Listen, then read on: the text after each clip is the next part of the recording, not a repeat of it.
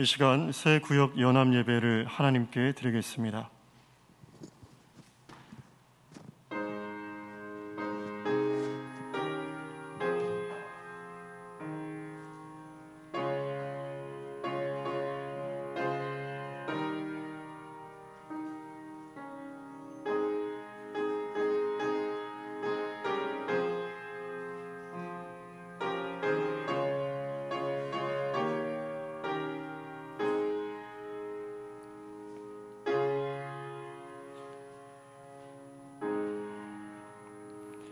하나님 아버지, 2023년 새롭게 편성된 구역원들이 모여 주님 앞에 첫 구역 예배를 드립니다.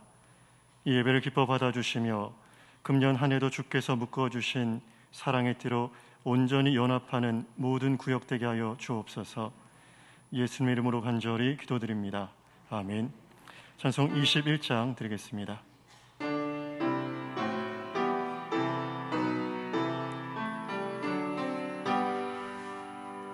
다 찬양하여라 전능왕 창조의 주께 내오나 주 찬양 평강과 구원의 주님 성도들아 주 앞에 이제 나와 즐겁게 찬양하여라 다 찬양하여라 놀라운 만유의 주께 포근한 날개 및 늘 품어 주시는 주님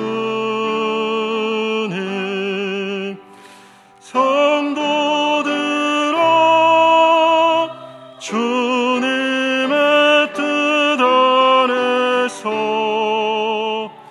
내 소원 다 이루리라 다 찬양하여라 온몸과 마음을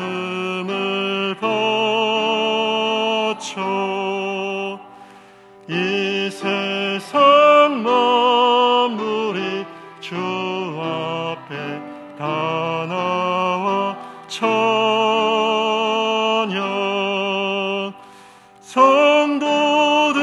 성도들아 기쁘게 소리 높여 영원히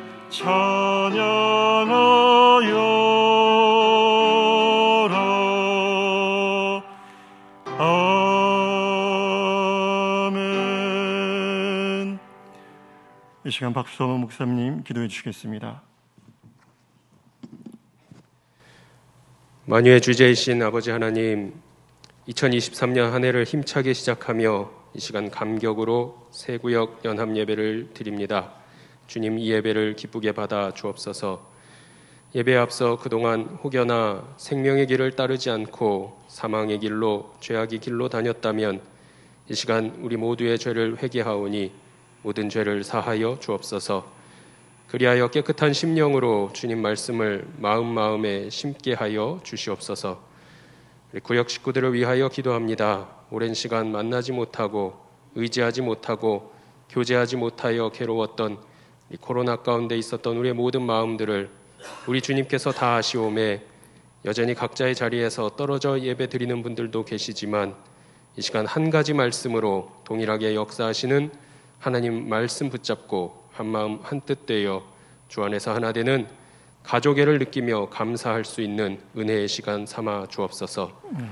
코로나로 인하여 3년 넘도록 날로 달로 애쓰며 수고하신 구역장, 구역강사, 지역장님들을 기억하여 주시고 강건함으로 더하여 주시어서 이제 서로의 안부를 물으며 위에서 기도하는 가운데 지치지 않도록 큰 능력을 더하여 주옵소서. 그리하여 새해에는 더 씩씩하게 또 성실하게 우리 구역 식구들을 돌보는 귀한 사명 감당케 하시고 구역 식구들과 더불어 삶을 나누며 교제할 때에 성령 안에서 하나 되는 놀라운 은혜가 차고 넘치도록 인도해 주옵소서. 앞으로 매주마다 함께하는 구역 예배를 통해 새 일을 행하실 주님을 찬양합니다. 우리 강서교회가 많은 영혼들이 어둠에 다니지 아니하고 생명의 빛으로 나오도록 쓰임받는 귀한 통로가 우리 각 구역이 될 수 있도록 주께서 역사해 주시옵소서. 이 예배 처음과 마치는 시간까지 함께 하실 주님을 찬양하며 우리를 구원하실 예수 그리스도의 이름으로 기도드리옵나이다. 아멘. 아멘.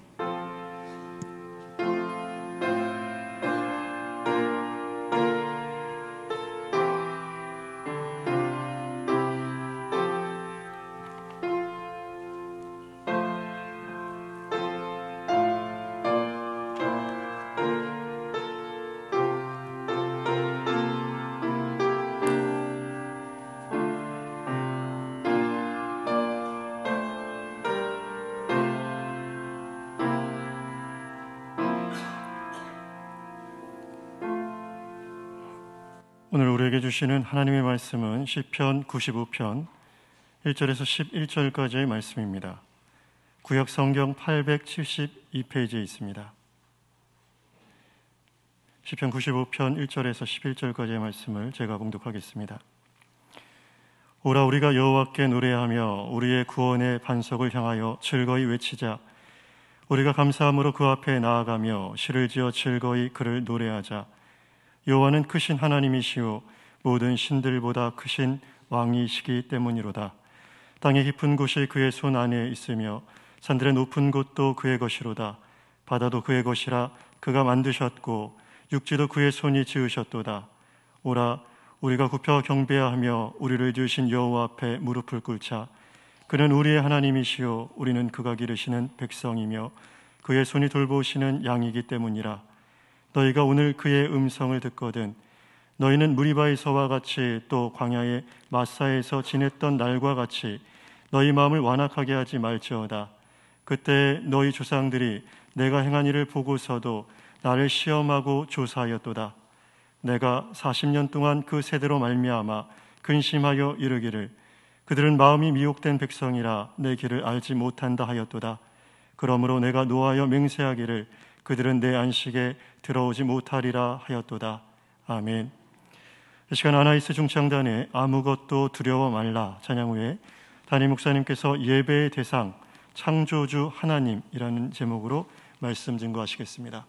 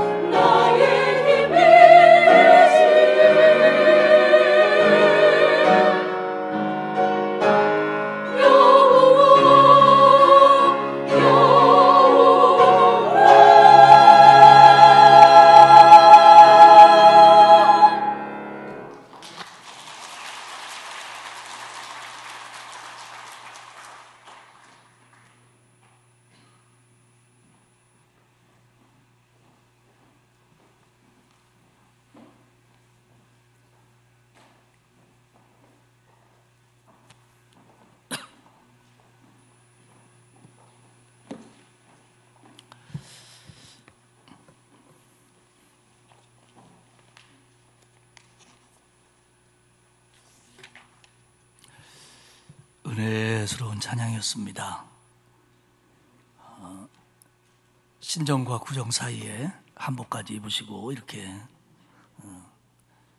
하나님께 예배하는 마음으로 성도들에게 축복하는 마음으로 찬양을 해주셔서 얼마나 고마운지 모릅니다.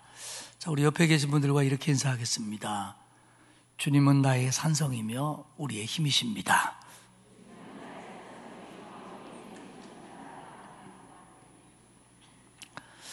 몇 가지 광고부터 드릴게요. 구역예배에 관한 건데요.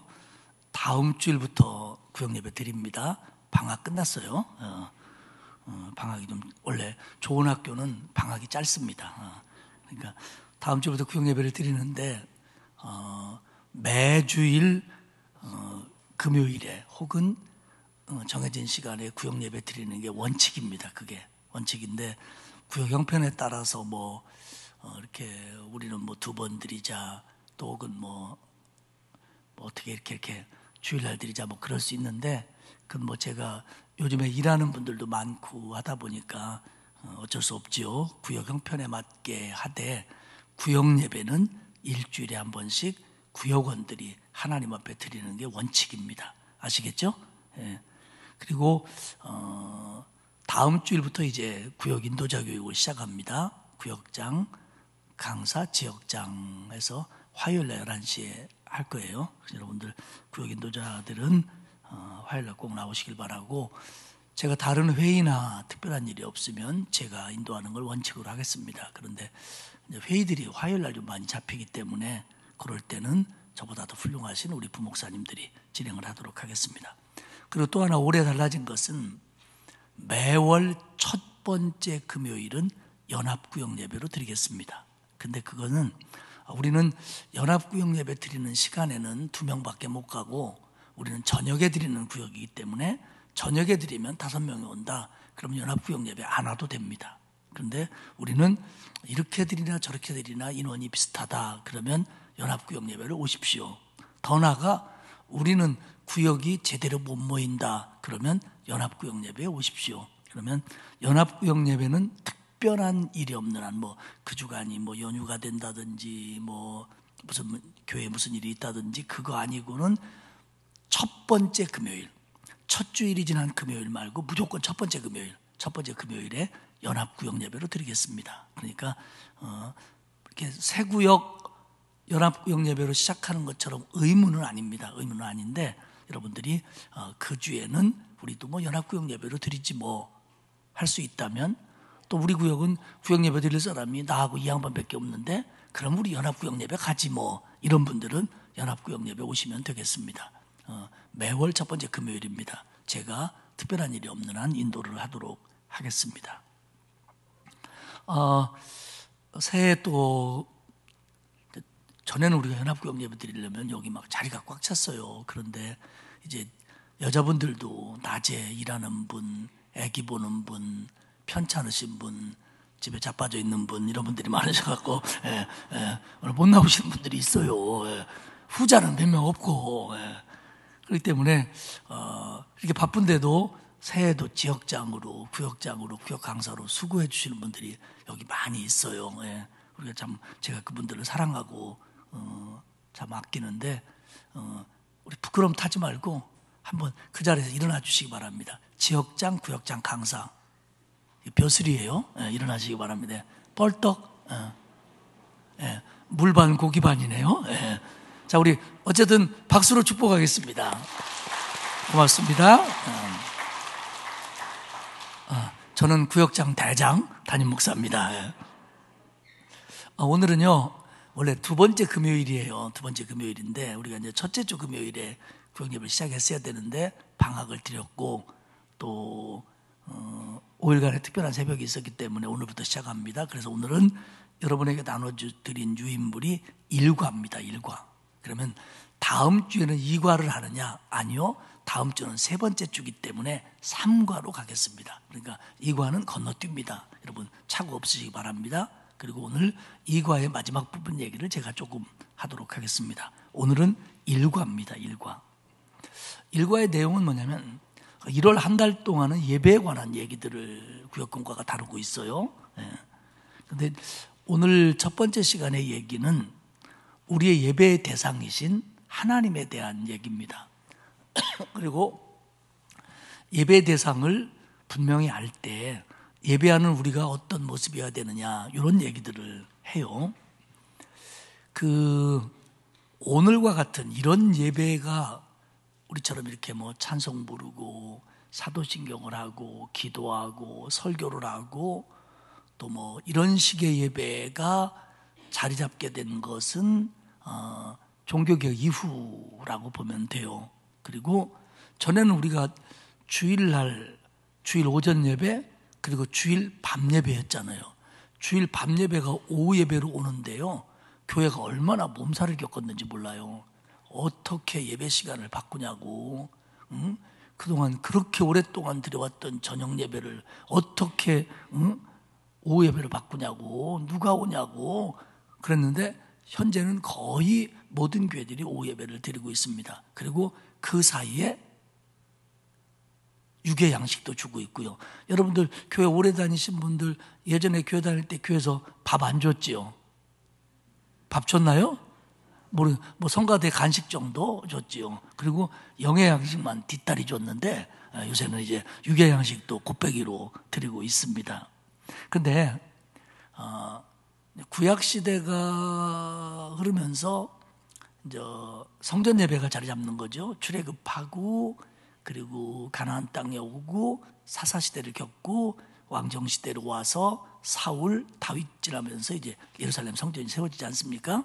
근데 이제 예루살렘 성전이 세워진 다음부터는 성전에서 예배를 드리는 게 원칙이었습니다. 그 전에는 성막에서 드렸고, 성막은 조금 처음 가나안 땅 정복기에는 옮겨가다가 나중에 성막도 이제 뭐 예루살렘으로 오는 과정을 겪었고, 이제 예루살렘 성전이 지어졌는데, 성전에서 예배 드릴 때 우리하고 예배 드리는 모양이, 형식이 많이 달랐죠.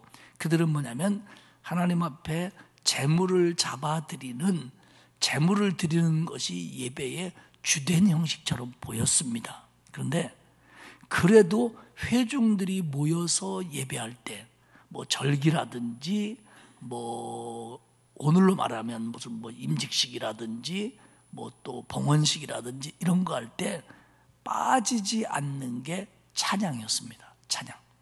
그리고 특별히 그 예루살렘 성전에서는 아침과 저녁에 번제가 드려졌습니다. 번제가 드려졌는데, 그 번제가 드려질 때에 그 어떤 룰이 뭐였냐면, 물론 번제니까 번제물을 잡아드리죠. 근데 그 번제가 드려질 때 월요일 날은 시편 24편을 부르면서 그 첫째 날 하나님이 창조하신 것을 노래했고, 둘째 날은 둘째 날에 관한 시편을 읽으면서 두 번째 날 창조하신 하나님의 내용들을 노래했고, 뭐 세 번째 날은 시편 82편을 부르면서 뭐 땅을 창조하신 하나님을 노래했고, 이런 식으로 그 제물을 드리면서도 하나님 앞에 찬양하는 것을 잊지 않았어요. 그리고 그 찬양은 주로 시편의 말씀, 성경 말씀을 근거로 이게 드려졌습니다.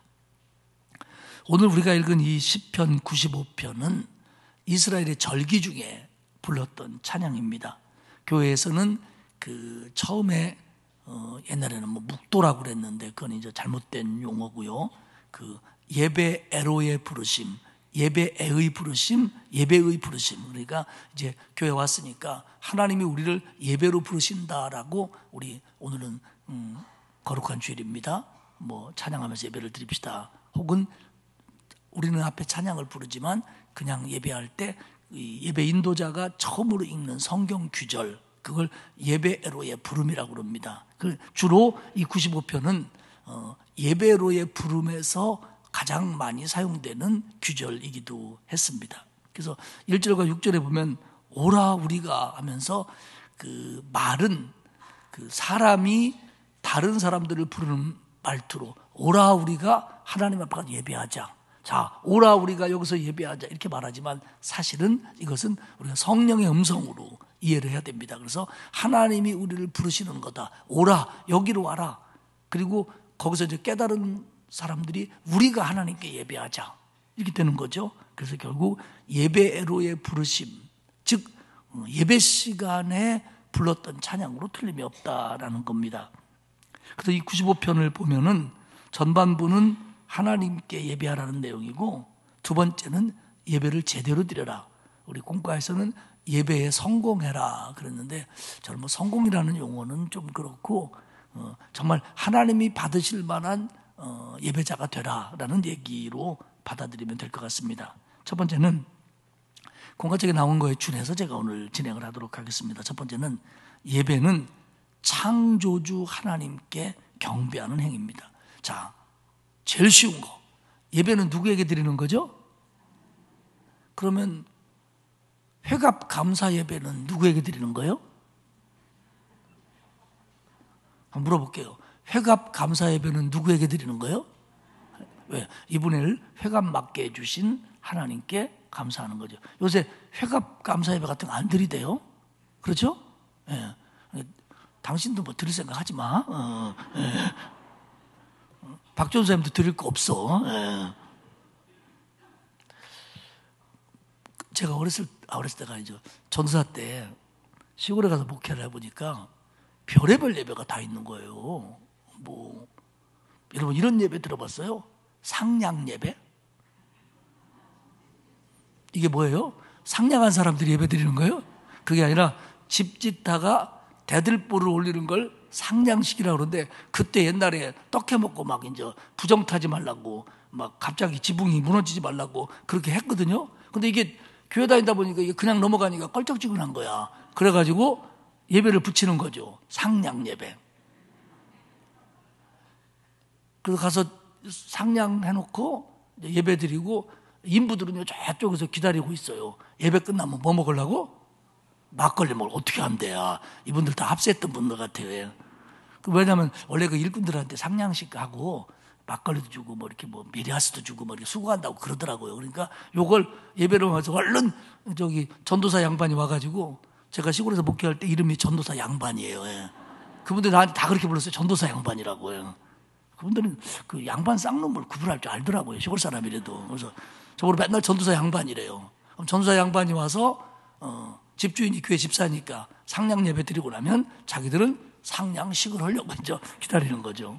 아, 그런 예배 참 이게 성경에 없는 예배인데, 하긴 뭐 성전 지을 때도 뭐 그런 예배를 드렸습니다만은, 하여간 뭐 이런 것도 있었어요.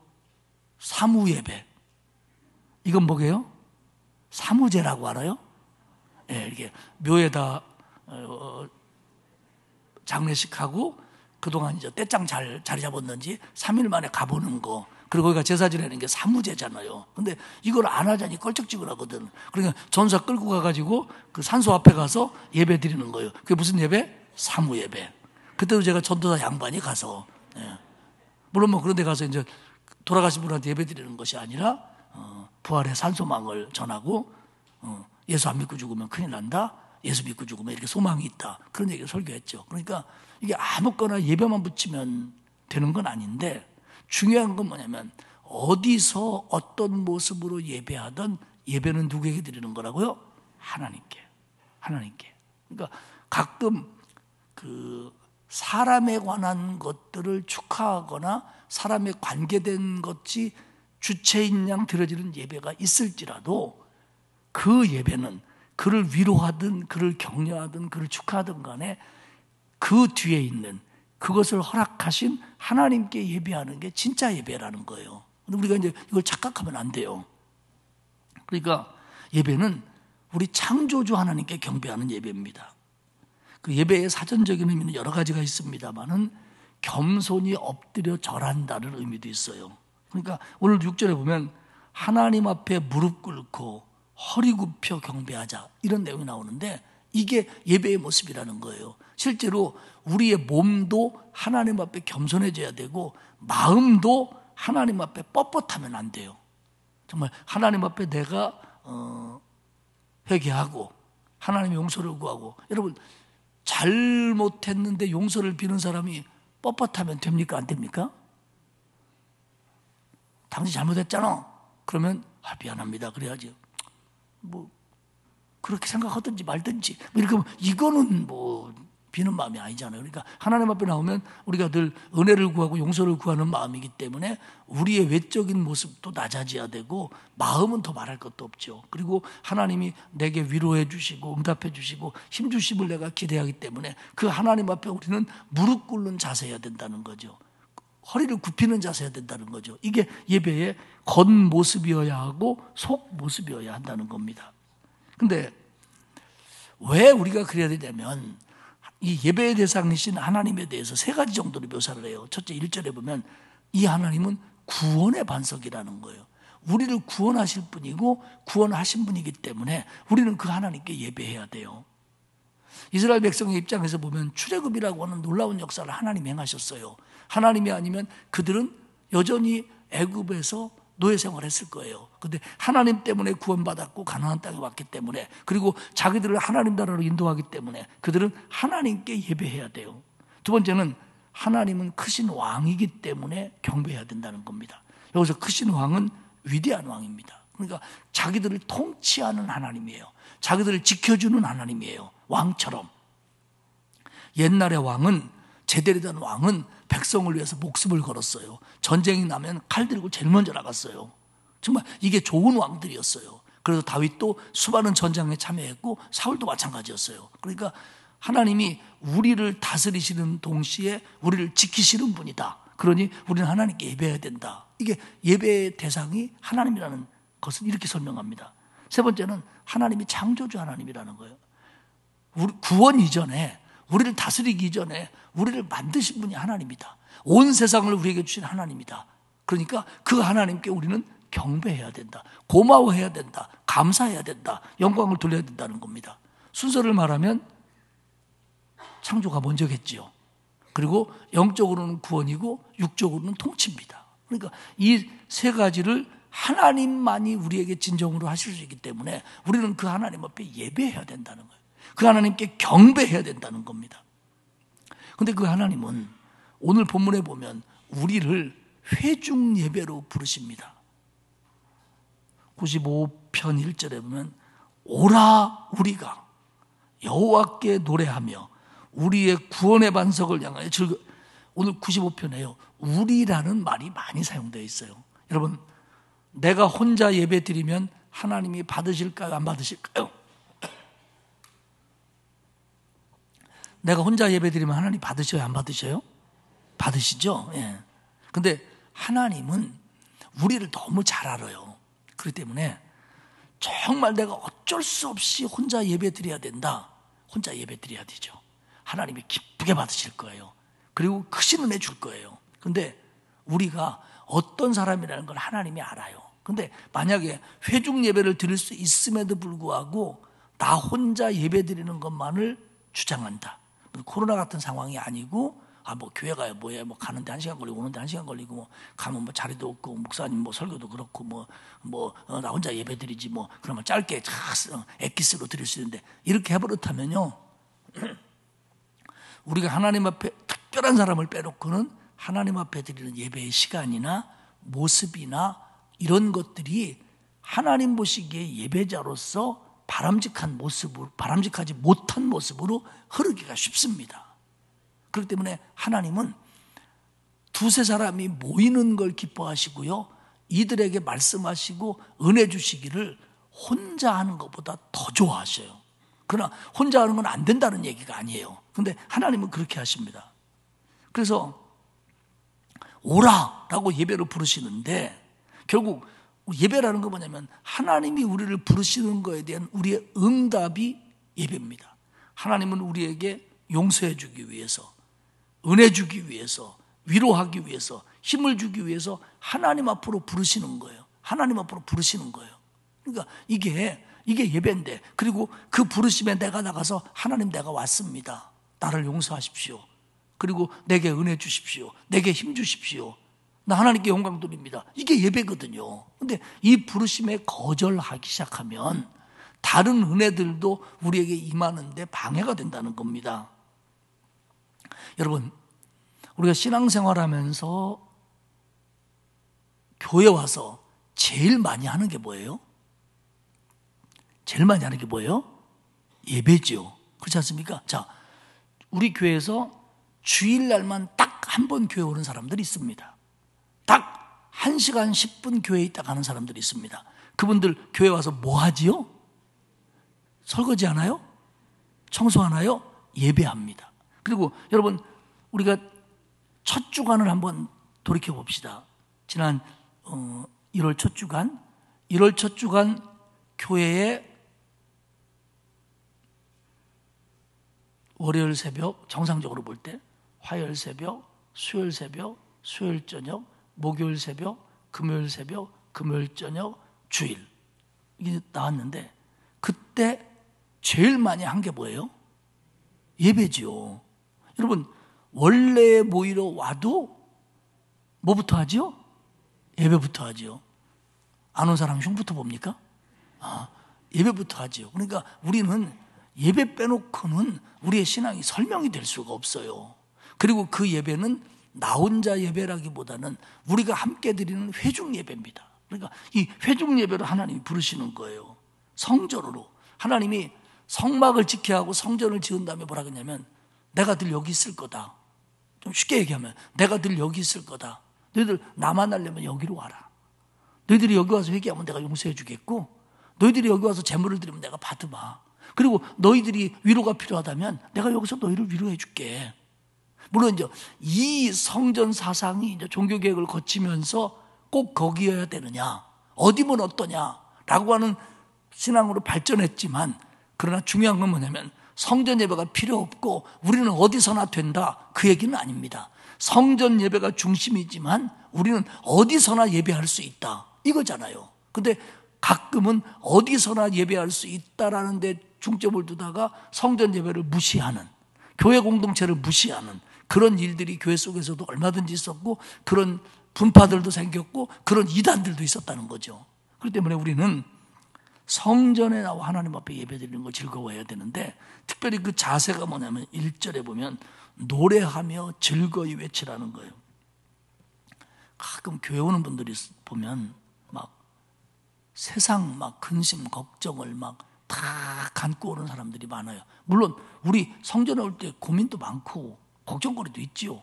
하지만 하나님 앞에 우리의 자세가 꼭 그렇게 티낼 필요가 없어요.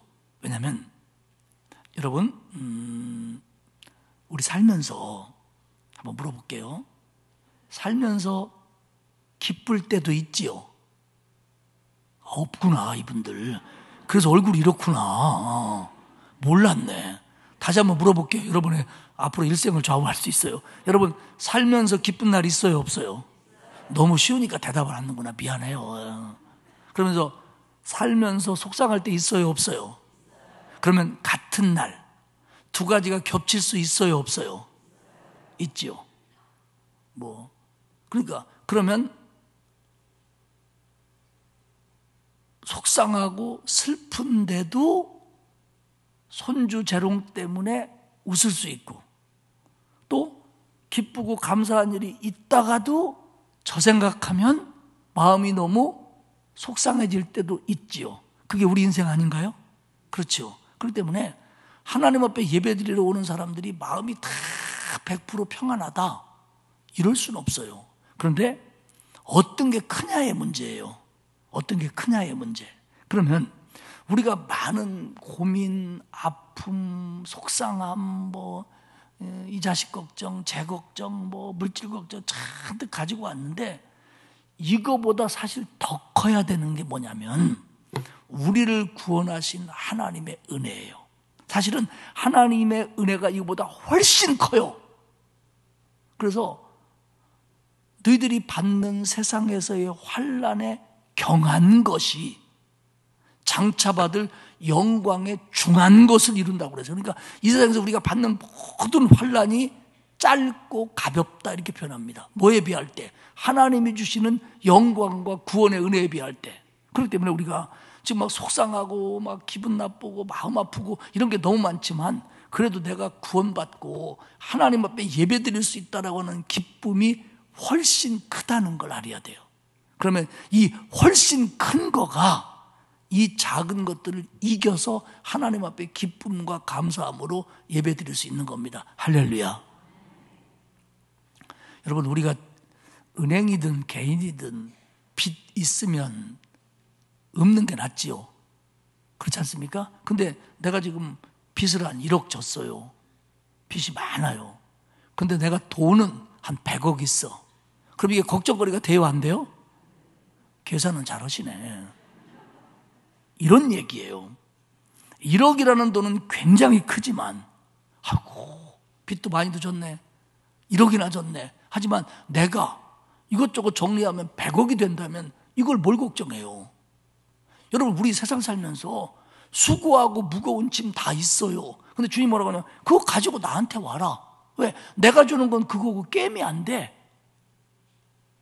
내가 주는 평안, 내가 주는 은혜, 내가 주는 힘은 그거 이기고도 남아. 그러니까 나한테 와. 우리는 그런 은혜를 사모하면서 왔기 때문에 우리에게는 기대감이 있고 소망이 있고 기쁨이 있는 거예요. 그렇기 때문에 우리는 이곳에 들어와서 하나님 앞에 기도하면서 예배를 드리는 순간 기쁨이 생기는 거예요. 그리고 그 기쁨 못 가졌어도요, 정말 찬양하면서, 찬양 들으면서, 기도하면서, 말씀 들으면서 하나님이 그 은혜를 나 안에서 회복시켜 주시는 줄 믿습니다.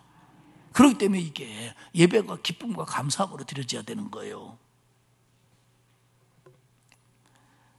그리고 또 하나는 경건함으로 드려야 됩니다. 우리가 예배를 드리는데 이게 뭐 하나님 앞에 섰는데 창조주 하나님, 구원자 하나님, 왕이신 하나님, 그분 앞에 섰는데 이렇게 뭐 예배 시간에 막 휴대폰 같은 거 신경 안 쓰고 뭐 소리 크게 틀어놓고 뭐 늦게 들어오고 뭐 중간에 나가고 뭐 이런 거 안 해야 되는 거예요. 왜? 왕 앞에서 어떻게 그래요? 큰일 날라고. 마지막 얘기입니다. 하나님의 백성은요, 예배를 드리는데 이 예배는 우리의 의무이며 권리입니다. 한번 따라합시다. 예배는 우리의 의무이며 권리이다. 의무라는 건 꼭 해야 되는 거예요. 권리는 할 수 있는 게 자랑인 거예요.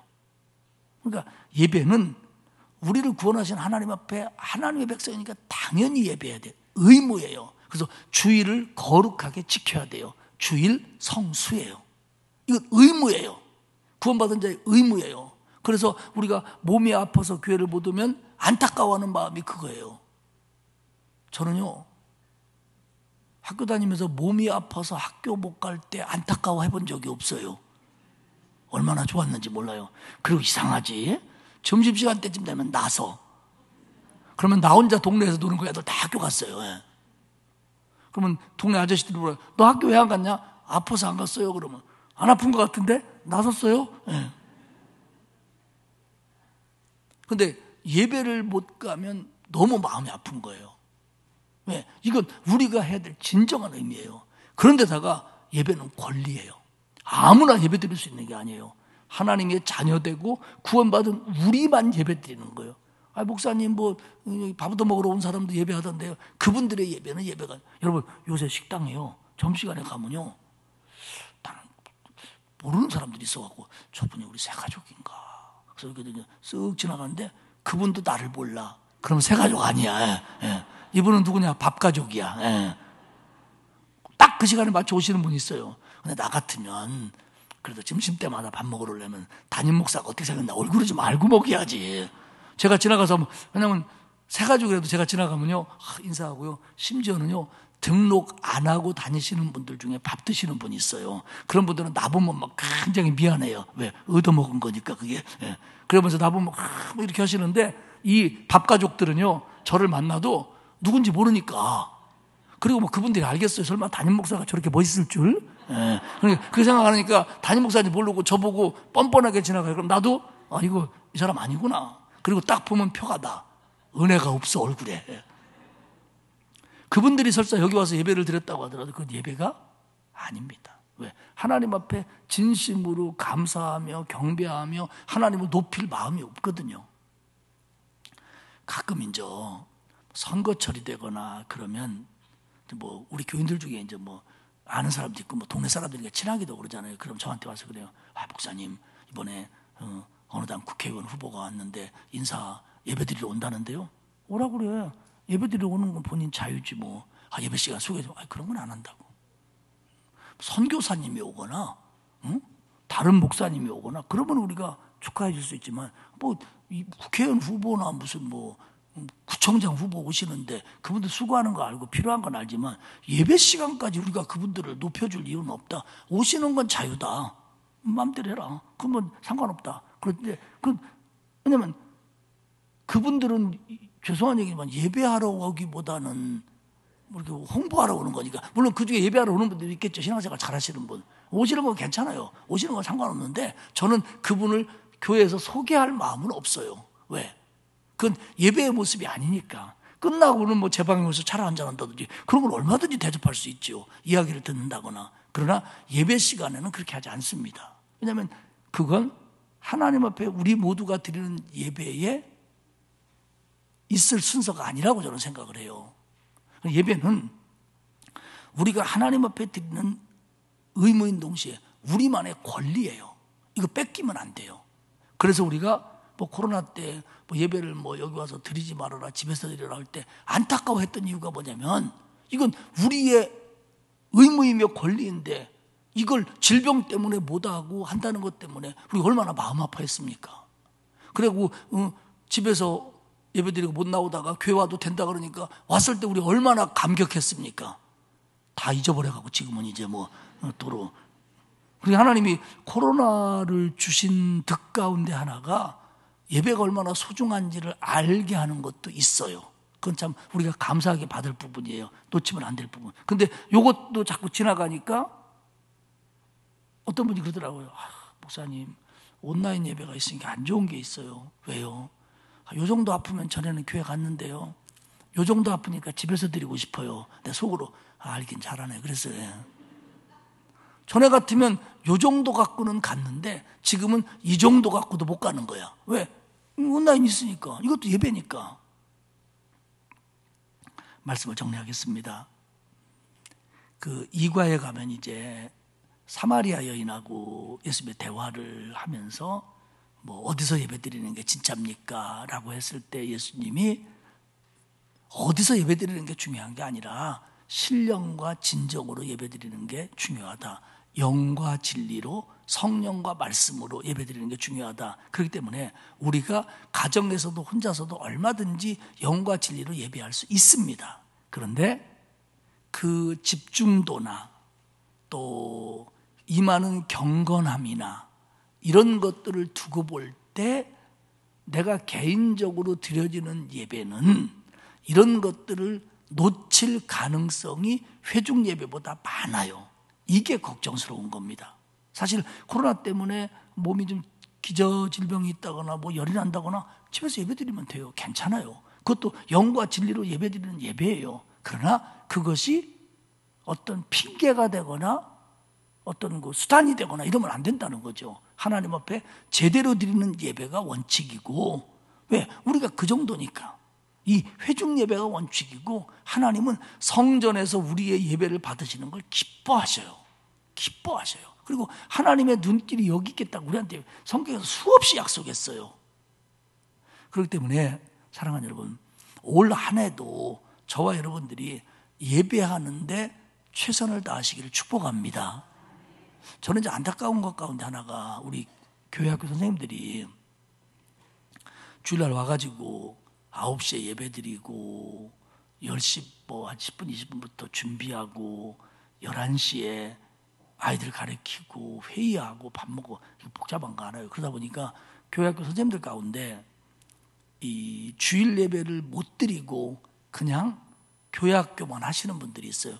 청년들은 괜찮아요. 왜? 청년들은 자기들 2시에 주일 예배가 있으니까. 근데 집사님들이 때로는 안수 집사님이나 권사님들까지도 주일 예배를 안 드리고 아이들 가르치는 것만으로 주일을 지킨 것처럼 생각하는 분들이 더러 있어요.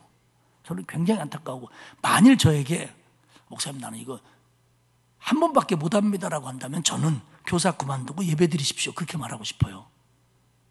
왜냐하면 내가 교사를 하러 11시에 와야 되기 때문에 주일 예배는 못 드리겠습니다. 그러면 그러지 말고 그러면 11시에 와서 주일 예배를 드리십시오. 나는 이렇게 말하고 싶어요. 왜? 이게 원칙이에요. 물론 교회 학교 아이들과 예배 드리는 것도 예배지요. 그런데 선생님으로서 아이들을 가르치는 예배와 회중으로서 여기 앉아 예배드리는 마음가짐은 똑같다고 말하면 안 맞을 거예요, 아마. 저부터도 마찬가지예요, 저부터도. 그렇기 때문에 우리는 하나님 앞에 내가 예배자로서 모든 걸 내려놓고 내 마음을 다 바쳐서 기쁨과 감사함으로 은혜를 사모함으로 예배드리는 게 먼저예요. 이걸 해야, 이걸 잘해야 아이들한테도 좋은 예배의 본이 될 수 있고 좋은 교사가 될 수 있고 또 하나님과 나와의 관계 속에서도 훨씬 은혜와 복을 누리기에 충분합니다. 이거 해야 돼요. 그래서 여러분들 올 한 해 동안 하나님 앞에 회중으로서 예배드리는 것을 기뻐하시길 바라고요. 이게 나한테 주신 의무이며 권리라고 감사함으로 믿고 그렇게 하시기를 축복합니다. 그리고 여러분 구역 예배도요. 우리 둘밖에 안 된다. 너네 집 한 번, 우리 집 한 번. 얼마나 좋아. 길 잃어버릴 염려 없고. 너네 집 한 번, 우리 집 한 번. 집 좁아도 좋고. 그러면서 우리 올 한 해 동안 구역 예배 드릴 때마다 이런 기도 제목 가지고 기도하자.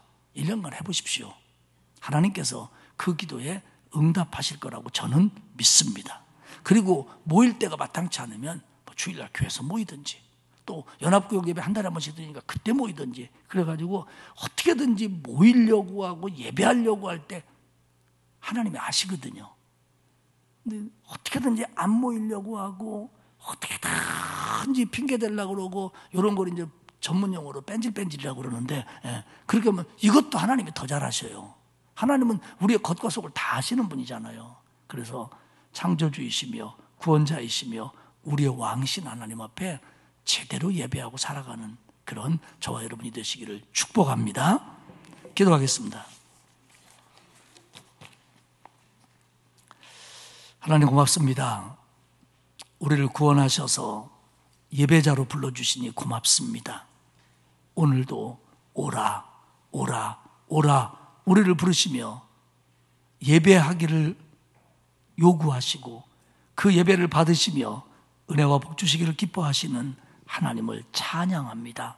하나님, 우리가 올 한 해를 살면서도 여러 가지 어려움과 방해가 있을지라도 하나님 앞에 나의 구원자이시며 창조자이시며 나의 왕이신 하나님 앞에 바르게 예배하며 살아가는 우리 모두가 될 수 있도록 도와주옵소서. 특별히 구역에서도 하나님 앞에 바른 예배를 드리고 구역을 통해서 역사하시는 하나님, 응답하시는 하나님을 경험할 수 있도록 붙들어 주옵소서. 감사드리며 예수님의 이름으로 기도합니다. 아멘. 79장 1절하고 마지막 절 부르겠습니다.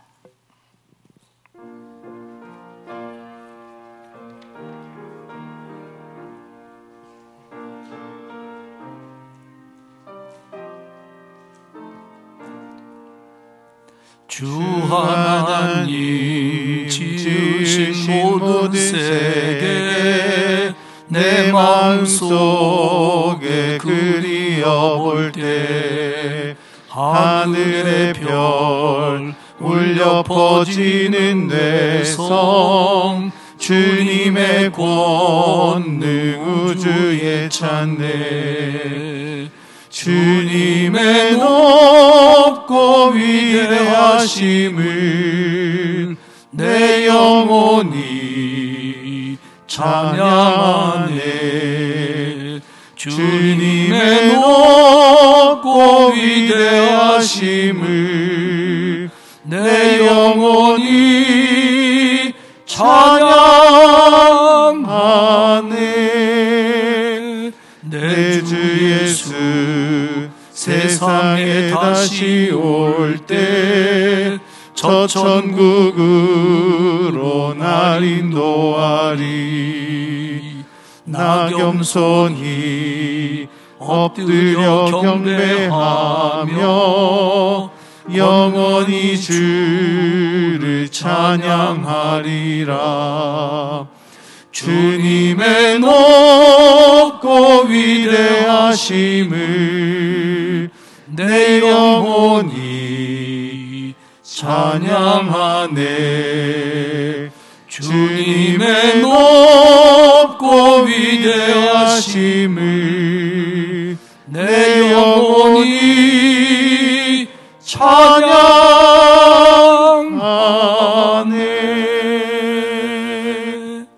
기도하겠습니다. 이제는 우리 주님 예수 그리스도의 은혜와 하나님 아버지의 극진하신 사랑하심과 성령님의 감화 감동 위로 교통하시는 역사가 새해에도 올해에도 하나님 앞에 바른 예배자가 되어 하나님 앞에 영광 돌리며 살 것을 다짐하는 이곳에 모인 성도들 머리머리 위에와 그리고 그 가정과 자녀와 일터와 우리 교회 위에 이제로부터 영원까지 함께 하옵시기를 간절히 축원하옵나이다. 아멘.